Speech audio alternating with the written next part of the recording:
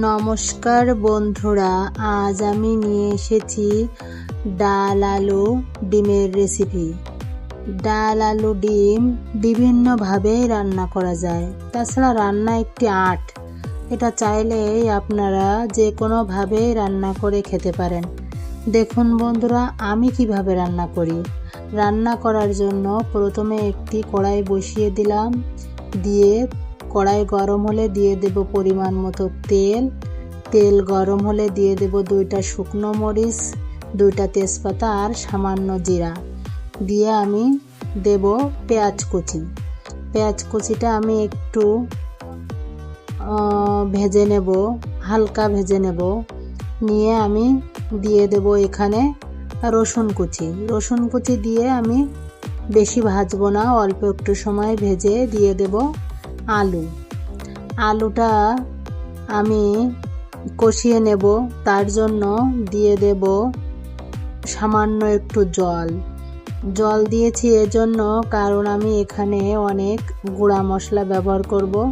তারপর একে একে দিয়ে দেব পরিমাণ মতো লবণ, হলুদ, জিরা গুঁড়া আর ধনিয়া গুঁড়া। আর সাথে দেব আমি একটু এখানে মসুর ডাল নিয়েছি।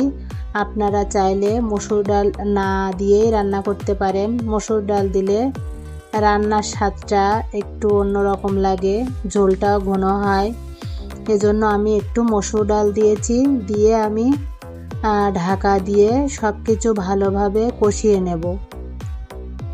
আমার কষানো হয়ে গেছে, এবার দিয়ে দেব পরিমাণ মতো গরম জল।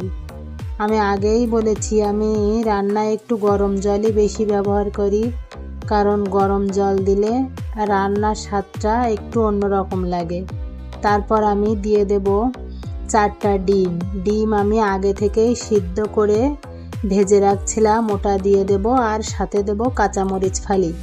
দিয়ে আমি 10-15 মিনিটের মতো রান্না হতে দেব। আমার সব কিছু সিদ্ধ হয়ে গেছে, আলু, ডাল।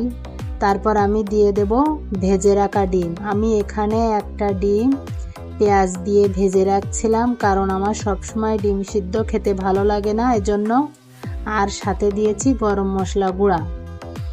দিয়ে আমি হাই হিটে 5 মিনিট রান্না করে নেব। যেহেতু আমি এখানে কাঁচা গরম মশলা দিয়েছি, এজন্য আমি আরও 5 মিনিট হাই হিটে রান্না করে নেব। মাঝখানে মনে হলো আমার একটু লবণ কম, এজন্য আমি লবণ দিয়ে দিয়েছি। দিয়ে আমি সব কিছু ভালোভাবে রান্না করে নামিয়ে নেব।